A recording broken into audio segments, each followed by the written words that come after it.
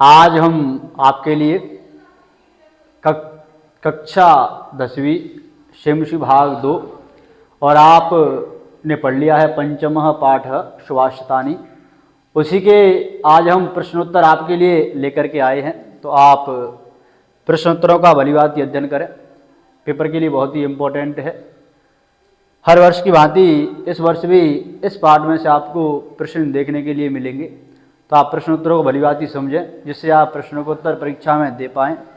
तो इसी पाठ के आज हम प्रश्नोत्तरों का आपको अध्ययन कराएंगे। तो चलते हैं प्रश्नोत्तरों की ओर। यहाँ देखिए, आपने पाठ के अंतर्गत 10 श्लोक का अध्ययन कर लिया है। एक पदेन उत्तरम लिखत, एक पद में उत्तर लिखो। आपको एक पद में उत्तर लिखना है, वह भी संस्कृत भाषा में आपको उत्तर देना है, हिंदी भाषा में उत्तर नहीं देना है। यह भी आपको बात ध्यान रखनी है। मनुष्याणाम महान रिपु कह, मनुष्याणाम षष्ठी का बहुवचन है। मनुष्यों का महान रिपु क, महान शत्रु क माने कौन है? मनुष्यों का महान शत्रु कौन है? तो मनुष्यों का महान शत्रु कौन है बच्चों? आलस्य। कौन है? आलस्य। तो आपने पहले श्लोक में पढ़ा है, आलस्यम ही मनुष्याणाम शरीरस्थो महारिपु। ऐसा आपने पहला श्लोक में पढ़ा है। आगे चलते दूसरे प्रश्न की ओर। गुणी किम वेत्ति, जो गुणवान व्यक्ति है वह किम माने क्या, वेत्ति माने जानता है। तो गुणवान व्यक्ति क्या जानता है? तो यहाँ हमने पढ़ा है गुणवान गुण को जानता है। गुणवान किसे जानता है? गुण को। तो हमने दूसरे श्लोक में पढ़ा है गुणी गुणम वेत्ति और न वेत्ति निर्गुणम। आगे देखिए प्रश्न संख्या 3। केशाम संपत्तौ च विपत्तौ च महताम एक रूपता। कैसे लोग, कैसे प्राणी संपत्ति और विपत्ति में महान एक रूपता को धारण किए रहते हैं। तो कैसे लोग? महान लोग जो संपत्ति और विपत्ति में एक रूपता को धारण किए रहते हैं। तो बच्चों उत्तर क्या हो जाएगा? महताम। उत्तर क्या हो जाएगा? महताम। पशुना अपि कीदृशः गृह्यते, पशुना माने पशु, अपि माने भी, पशु भी, कीदृश माने किस प्रकार, गृह्यते माने ग्रहण कर लेते हैं। तो पशु भी किस प्रकार के अर्थ ग्रहण कर लेते हैं? कहे गए अर्थ को ग्रहण कर लेते हैं। उदीरतो अर्थ। तो आपने श्लोक नंबर 3 में पढ़ा है उदीरतो अर्थ पशुनापि गृह्यते, ऐसा आपने वहां पढ़ा था। उदय समये अस्तमये च क रक्तः भवति। उदय समये यानी जब सूर्य उगता है और अस्त होता है, कह रक्त भवति कौन लाल होता है? उदय होने पर और अस्त होने पर कौन लाल रंग का होता है? तो आपने पाठ में पढ़ा है सविता, और सविता का अर्थ क्या होता है बच्चों? सूर्य। तो आपने पहले प्रश्न के 5 प्रश्नों को उत्तर को देख लिया है और हमें लगता है कि आपको याद हो भी गए होंगे। चलते हैं प्रश्न संख्या 2 की ओर। नीचे लिखे गए प्रश्नों का उत्तर संस्कृत भाषा में दो। यहां भी आपको प्रश्न उत्तर संस्कृत भाषा में ही देने हैं। तो आप पहले प्रश्न को पढ़ें। केन समः बंधु नास्ति, केन समः माने समान, किसके समान? भाई नहीं है। बंधु माने मित्र या फिर हितैषी, किसके समान? मित्र नहीं है। किसके समान? तो हमने पहले श्लोक में ही पढ़ा है परिश्रम के समान, न अस्ति उद्यम समः। तो बच्चे उत्तर क्या आएगा? उद्यम समः, परिश्रम के समान मित्र नहीं है। आगे देखिए प्रश्न संख्या 2। उद्यम समः बंधु नास्ति, ऐसा आप इसका पूरा उत्तर लिख देंगे। वसंतस्य गुणम क जानाति, बसंत ऋतु के गुण को कौन जानता है? किसके गुण को? बसंत ऋतु के गुण को। तो आपने पाठ में पढ़ा है श्लोक नंबर 2 पिकह। क्या पढ़ा है? पिकह बसंत ऋतु के गुण को कोयल जानती है। क को हटा देंगे और पिकह उसके बिस्के बीच में रख देंगे, क को हटा करके, तो आपका उत्तर पूरा बन जाएगा। आगे चलते प्रश्न संख्या 3। बुद्धय, जो विद्युत जन है, विद्वान जन है, वो किस प्रकार के होते हैं? वह परंगेत ज्ञान फला ही बुद्धय। परंगेति संकेत जन्य ज्ञान फल वाले होते हैं, परंगेत ज्ञान फला ही बुद्धय। ऐसा इसका पूरा उत्तर हो जाएगा। नराणाम प्रथम शत्रु का, मनुष्यों का प्रथम शत्रु कौन है? तो यहाँ मनुष्यों के प्रथम शत्रु किस बताया है? क्रोध को बतलाया गया है, क्रोध को बतलाया गया है। सुदय सख्य केन सह भवति, सुदय माने विद्वान, सुदय माने विद्वान या सुधी जन, सख्य मित्रता, विद्वानों के साथ मित्रता, केन किसके, भवति माने होती है। तो विद्वान की मित्रता होती है, किन के साथ होती है? तो विद्वानों की मित्रता विद्वजनों के साथ होती है। उत्तर क्या जाएगा? किन की जगह क्या जाएगा? सुधीवी। उत्तर क्या जाएगा? सुधीवी। अस्माभि कीदृशः वृक्ष सेवितव्यो, हमें किस प्रकार के वृक्ष के आश्रय में जाना चाहिए? तो हमें फल और छाया से युक्त, तो क्या होगा? फलक छाया समन्वित, फलक छाया समन्वित महावृक्ष सेवितव्य। ऐसा इसका पूरा उत्तर हो जाएगा। तो आपने प्रश्न 6, प्रश्न संख्या 2 के 6 प्रश्नों का आपने उत्तर समझ लिया और आपको ये प्रश्न के उत्तर याद भी कर लेने हैं, जिससे आपको परीक्षाओं में यह आपके लिए नंबर लाने में सहयोगी होंगे। आगे चलते हैं प्रश्न संख्या 3 की ओर। नीचे लिखे गए 2 अन्वय के द्वारा रिक्त स्थानों की पूर्ति करो। 2 अन्वय दिए गए, रिक्त स्थान आपको पूर्ति करनी है। तो आपने पढ़ लिया है, श्लोक नंबर 3 है और आपने पढ़ लिया है ये श्लोक नंबर 10 है। तो आपको दोनों श्लोकों का अन्वय, यहाँ पर जो रिक्त स्थान है उनमें आपको भरना है। तो आपने पढ़ा है निमित्तम उद्देश्य ही य प्रकोप्यति, ऐसा आपने श्लोक पढ़ा है। तो यहाँ क्या बचा बीच में? य निमित्तम उद्देश्य प्रकोप्यति। तो यहाँ पे क्या भरेंगे हम? निमित्तम। क्या भरेंगे? निमित्तम। तस्य, तस्य अपगमे, ऐसा है, तस्यापगमे प्रसीदति ध्रुवम ही तस्य अपगमे प्रसीदति। तो यहाँ पे क्या बन जाएगा? अपगमे। यहाँ पे क्या जाएगा? अपगमे शब्द बन जाएगा।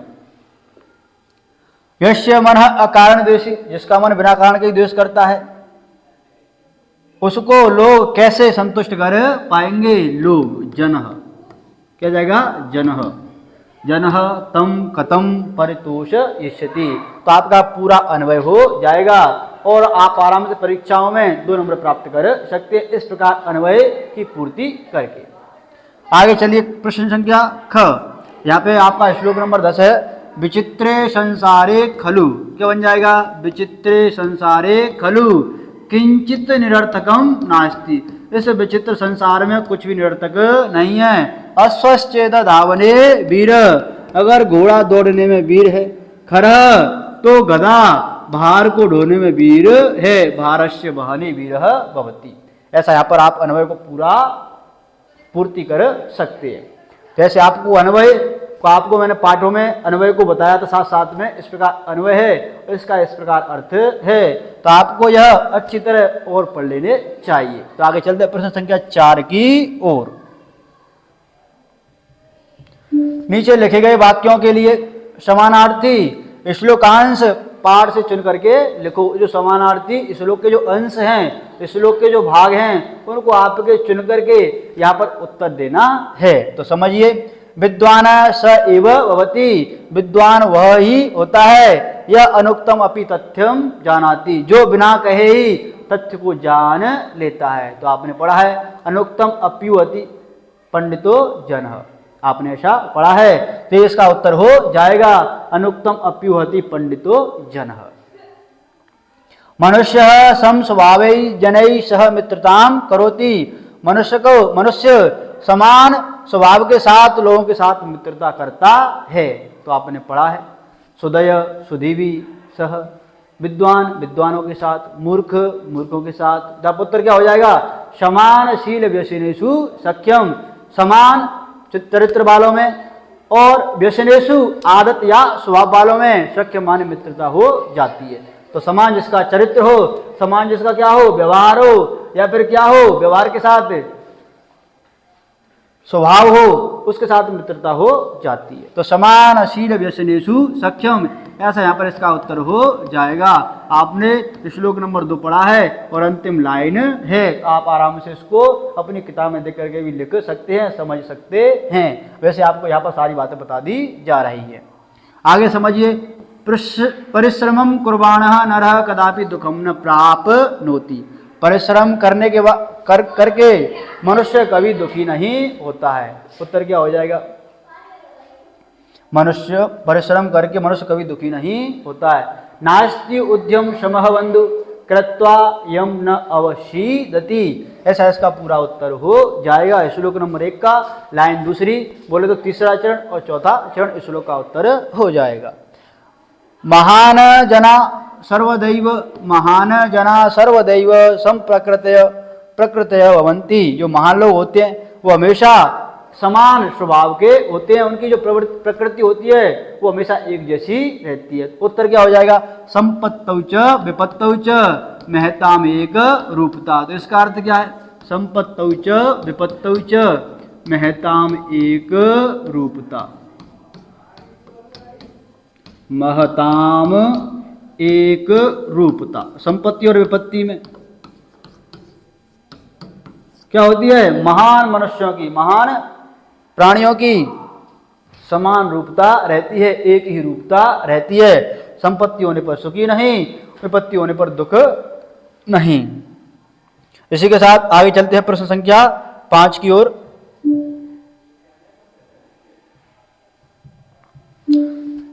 यथा निर्देशों के अनुसार परिवर्तन करके वाक्यों की रचना करो। अब क्या करना है?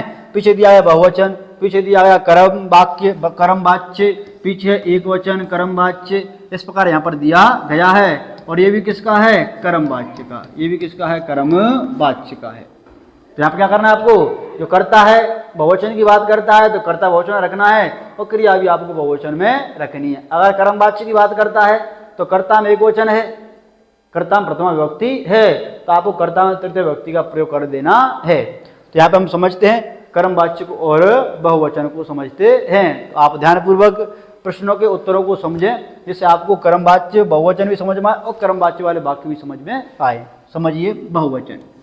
गुणी गुणम जानाति। गुणवान गुण को जानता है, इसका तो ये अर्थ हो गया, इसका ये अर्थ हो गया। अब हम चलते हैं बहुवचन की ओर। गुणम क्या है? कर्म है। क्या है? कर्म। तो कर्म में तो बदलाव होगा नहीं। कर्म में बदलाव कब होता है? जब हम कर्तृवाच्य से वाक्य को कर्म वाच्य में बदले देते हैं, जब कर्म में बदलाव हो जाता है। यहाँ तक केवल क्या बचा है? बहुवचन में आपको कर्ता बदलना है और साथ में क्रिया भी बदलनी है। तो देखिए, गुणः गुणी गुणेन, तो क्या बन जाएगा? गुणेनः। क्या बन जाएगा? गुणेनः। कर्ता हो जाएगा बहुवचन में गुणेन। ये द्विवचन का कर्ता है तो ये कैसा हो गया? बहुवचन में हो गया।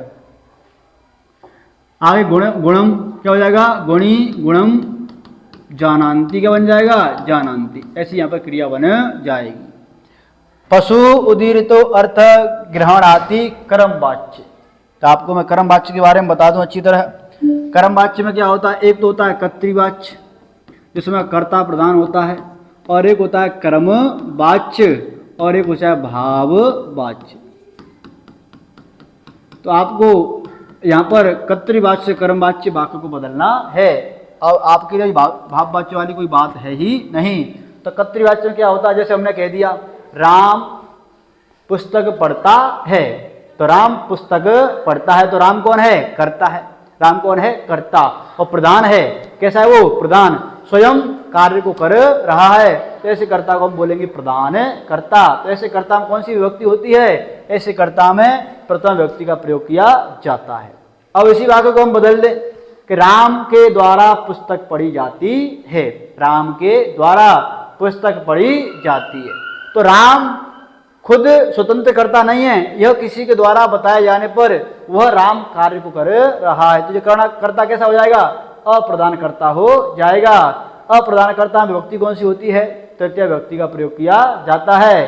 और ऐसे वाक्यों को हम कर्म वाच्य कहते हैं, जहाँ कर्म प्रधान हो और कर्ता अप्रधान हो, वहाँ क्रिया कर्म के अनुसार आ जाती है। जहाँ जो प्रधान है उसी के अनुसार क्रिया आती है। अगर कर्ता प्रधान है तो कर्ता के अनुसार क्रिया आएगी, तो उसे बोलेंगे हम कर्तृवाच्य। अगर कर्म प्रधान है तो कर्म के अनुसार क्या आ जाएगी, क्रिया आ जाएगी, वहां कर्म प्रधान हो जाएगा, तो कर्ता प्रधान नहीं रहेगा।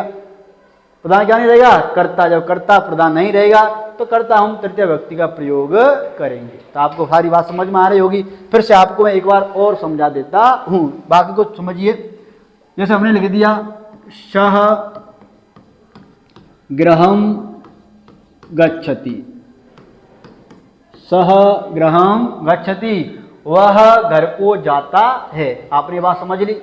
अब यहाँ पर वह करता है, या फिर किसी का नाम लिख दे, राम घर को जाता है, राम घर को जाता है। ये भी बात, किसी का नाम भी लिख सकते हैं, क्योंकि संज्ञा के स्थान पर सर्वनाम शब्दों का प्रयोग किया जाता है। और ये स है, स क्या है, सह सर्वनाम है। स क्या है, सर्वनाम। तो समझिए राम गृहम गच्छति, गृहम कर्म है, गृहम क्या है, कर्म। यहाँ व्यक्ति कौन सी कर्म है, द्वितीय व्यक्ति है। कौन सी व्यक्ति है, द्वितीय, गृहम।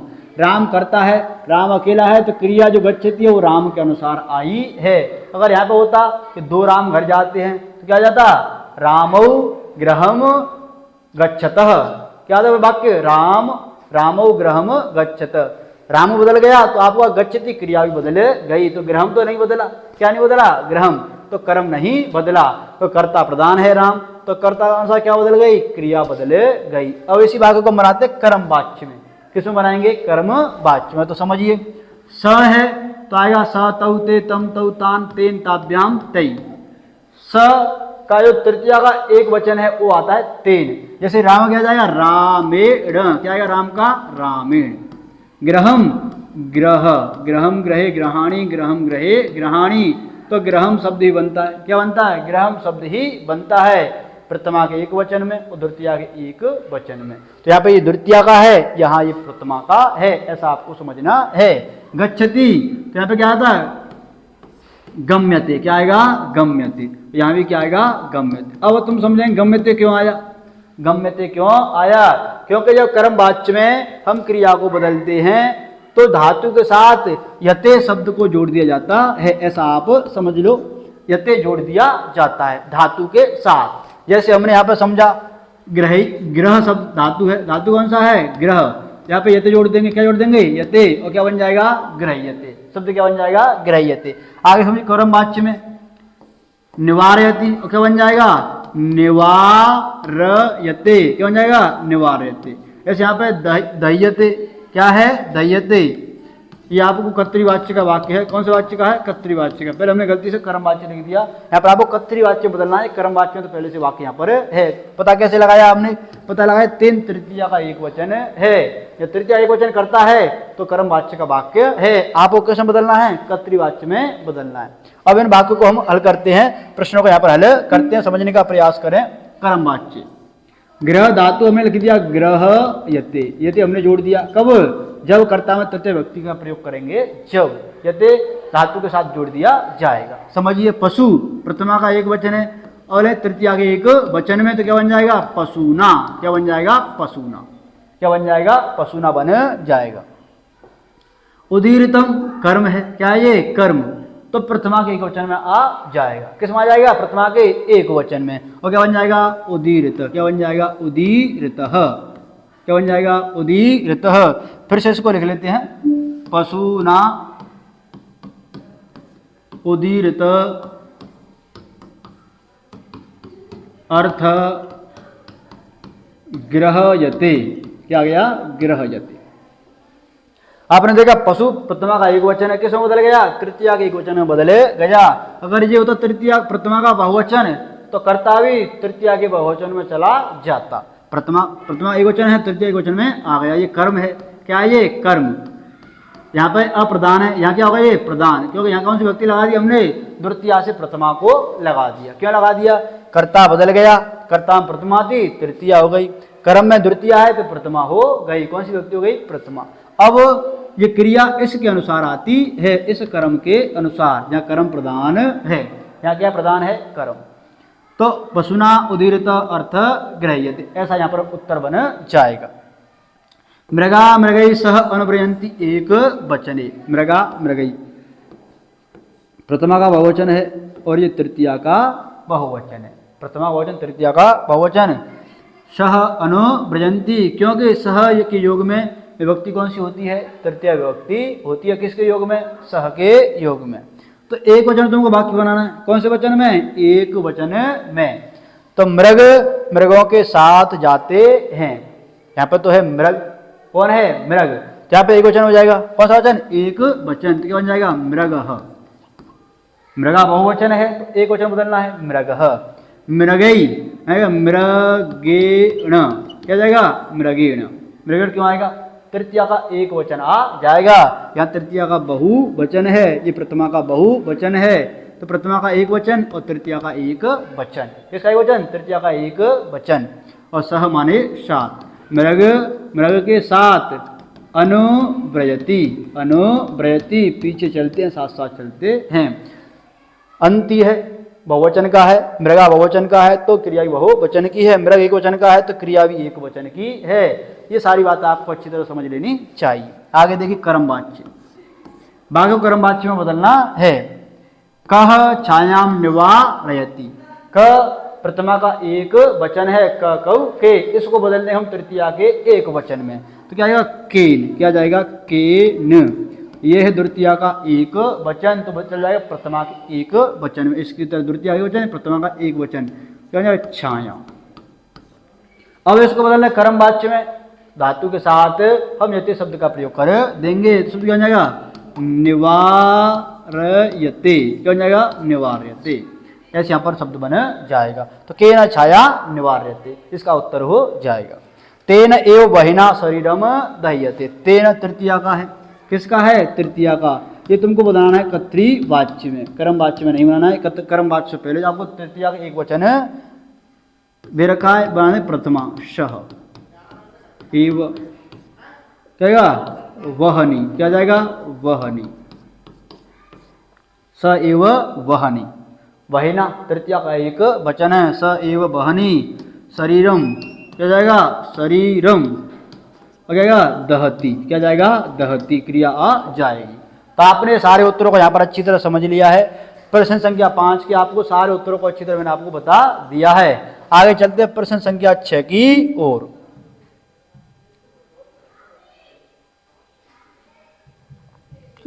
यहाँ पे आपको संधि विच्छेद हल करना है।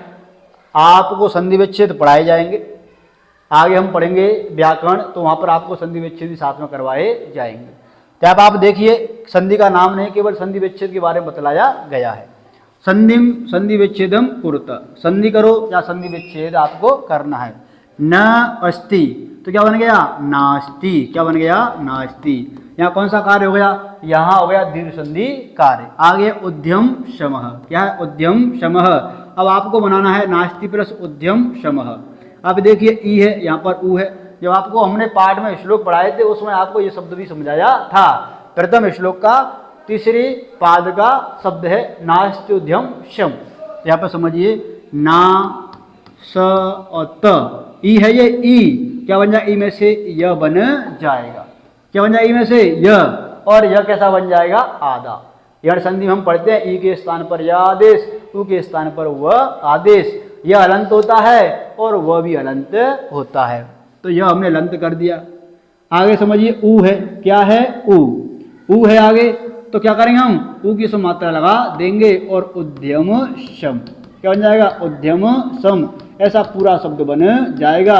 इसको आप हम लिख देते हैं नास्त्युद्यम शम, नास्त्युद्यम शम। यहाँ पर ये पूरा शब्द बन गया।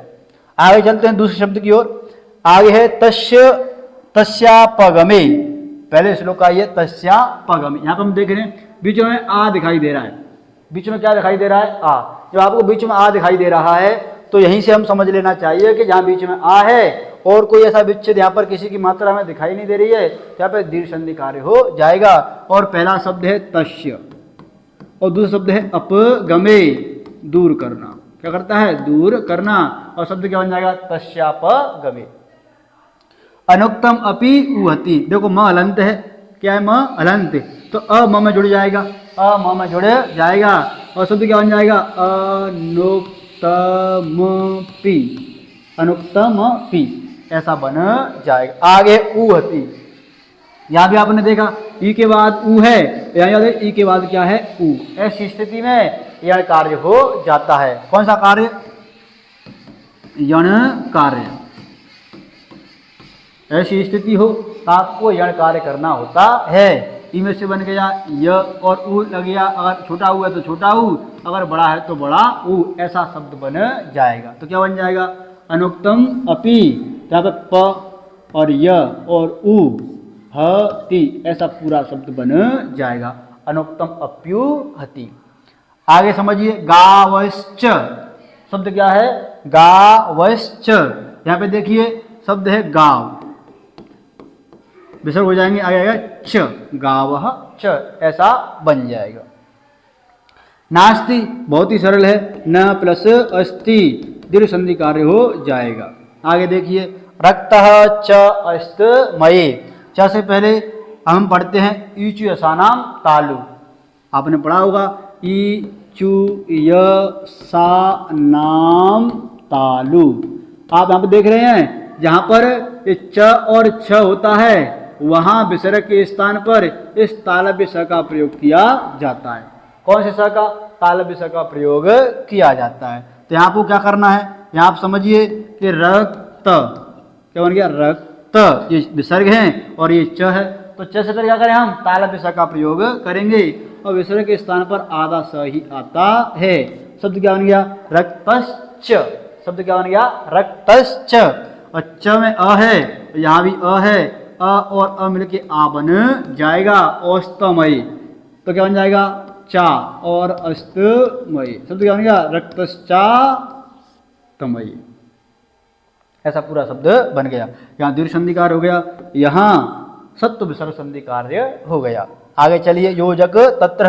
यहाँ देखिए योजक शब्द होता है एक होता है तत्र। तत्र का अर्थ क्या था? वहाँ स बच्चा और स के विसर्ग हो जाते हैं, बन शब्द योजकः और प्लस तत्र। आपको संधि कार्य समझ में आया होगा। आपने नहीं पढ़ा है, जब भी आपको समझ में आ ही गया होगा। आपको हमने खुल के विस्तृत रूप से यहाँ संधि कार्य करवा दिया है। आगे चलते हैं नए प्रश्न की ओर। यहाँ पे देखिए समस्त पदम विग्रहम लिखते, यहाँ पर आपको समास का नाम नहीं लिखना है। आप अपनी पुस्तक में समास को पढ़ेंगे और आपके लिए समास पेपर में आएंगे भी, तो आपको हम समास भी पढ़ाएंगे। तो यहाँ हम पाठ के अनुसार समासों को समझ लेते हैं। उद्यम शमः, उद्यम शमः, तो समः के योग कौन सी व्यक्ति है? तृतीया, तो क्या जाएगा? उद्यमेन शमः। क्या जाएगा? उद्यमेन शमः। किसके समान? परिश्रम के समान, उद्यमेन शमः, ऐसा बन जाएगा। शरीर स्थित, क्या बन जाएगा? शरीरस्थ। क्या बन जाएगा? शरीरस्थ। आगे निर्बल, क्या बोलेंगे उसको? जो इसमें बल नहीं है, बल का अभाव पाया जाता है, उसे क्या बोलते हैं? निर्बल। बलस्य अभाव। देह विनाशनाय, देह के विनाश के लिए, तो क्या बन जाएगा? देह विनाशाय, देह विनाशाय, देह के विनाश के लिए। आगे महावृक्ष, महान चासौ वृक्ष, क्या बन जाएगा? महान चासौ वृक्ष, महावृक्ष, ऐसा बन जाएगा। समानशीलम व्यसनेषु येषाम तेषु, तो क्या बन जाएगा? समानशील व्यसनेषु। क्या बन जाएगा शब्द?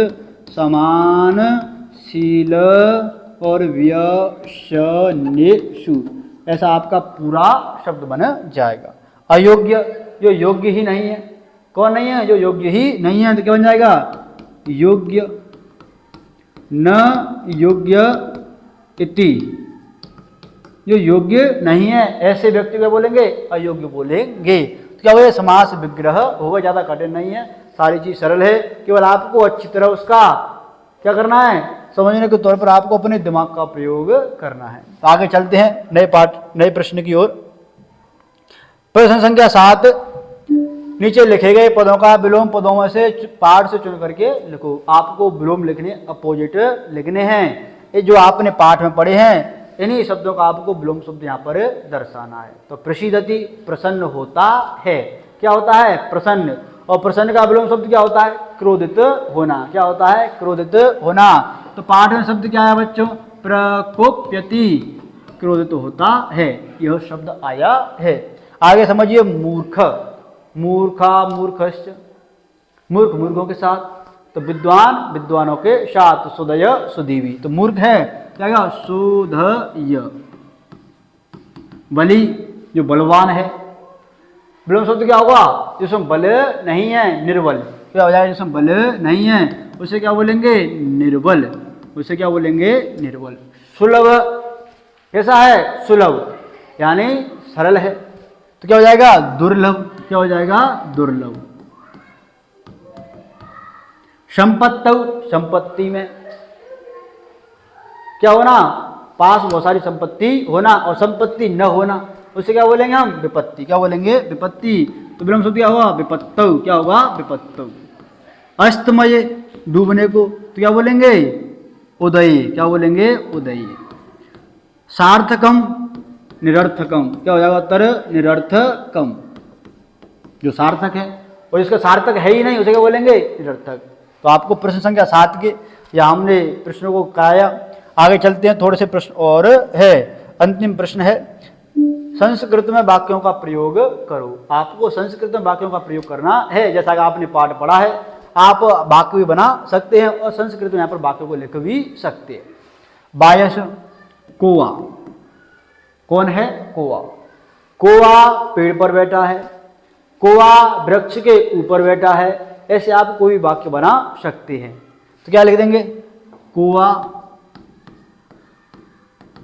वृक्ष के ऊपर बैठा है, किसके ऊपर वृक्ष के ऊपर बैठा है।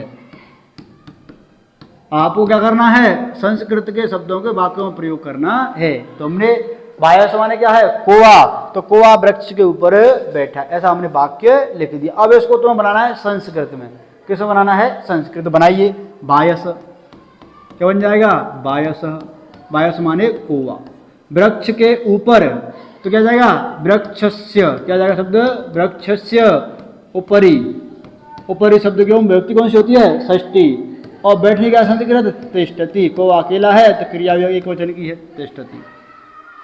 बायस वृक्षस्य उपरि तिष्ठति यानी कोवा वृक्ष के ऊपर बैठा है, ऐसा आपको वाक्य समझ में आ रहा होगा। आगे देखिए निमित्तम कारण, निमित्त माने कारण, वह किस कारण दुखी है, या वह किस कारण क्रोधित है, या वह किस कारण घर जा रहा है, ऐसे आप कोई भी वाक्य बना सकते हैं। वह किस कारण घर जा रहा है, तो क्या लिखेंगे सह, वह किस कारण निमित्तम गृहम गच्छति, वह किस कारण घर जा रहा है, स निमित्तम गृहम गच्छति, या वह किस कारण क्रोधित है, स निमित्तम कुप्यति या क्रोध्यति, ऐसा वाक्य बन जाएगा। देखिए ग, प्रश्न संख्या ग को देखिए, ग सूर्य, आपको सूर्य से संबंधित वाक्य का प्रयोग करना है। सूर्य पूर्व दिशा से उदय होता है, सूर्य पश्चिम दिशा में अस्त होता है, सूर्य उदय के समय लाल रंग का होता है, सूर्य अस्त के समय लाल रंग का होता है, इत्यादि प्रकार की आपको वाक्य लिख सकते हैं। तो यहाँ पर आपको वाक्य का प्रयोग करना है, संस्कृत वाक्य का प्रयोग करें तो क्या करेंगे सूर्य पूर्व दिशायां, पूर्व दिशा से, किस दिशा से पूर्व दिशा से क्या होता है उदय होता है, सूर्य पूर्व दिशायां उदयति। सूर्य लाल यानी रक्त, रक्त वर्णा अस्ति या भवति, सूर्य लाल रंग का होता है। पिकः कोयल, कौन कोयल, अब आपको कोयल संबंधित एक वाक्य लिखना है, कोयल काले रंग की होती है, आप ऐसा ही वाक्य से लिख सकते हैं। कोयल बसंत ऋतु में बसंत ऋतु के गुण को जानती है, आप ऐसा ही वाक्य लिख सकते हैं। तो पिकः कोयल बसंत ऋतु के गुण को वसंतस्य गुणम वेत्ति, ऐसा वाक्य बना सकते हैं। पिकः कृष्णः वर्णः भवति, कोयल काले रंग की होती है। आगे देखिए वहनी, वहनी क्या होता है अग्नि, वहनी करते बच्चों अग्नि। तो यहाँ पर हम देख रहे हैं आपने श्लोक नंबर 3 में पढ़ा है कि लकड़ी के अंतर्गत कौन स्थित रहती है? अग्नि स्थित रहती है। तो काष्ठगतो ही वहनी, वहनी दहते, ऐसा यहाँ पे वाक्य बन जाएगा। काष्ठगतो ही वहनी दहते, जो काष्ठ के अंदर कौन है? अग्नि, वही उसको जला देती है। तो आप इस प्रकार के अपने मन से भी वाक्य बना करके आप यहाँ पर आराम से संस्कृत के वाक्यों का प्रयोग कर सकते हैं। तो आपने पाठ के प्रश्नोत्तर का यहाँ पर समझ लिया है। हमने पंचम पाठ श्वासतानी के आपको सारे प्रश्न तो यहाँ पर करवा दिए हैं। आगे हम कल पढ़ेंगे षष्ठ पाठ सौहार्द प्रकृते शोभा।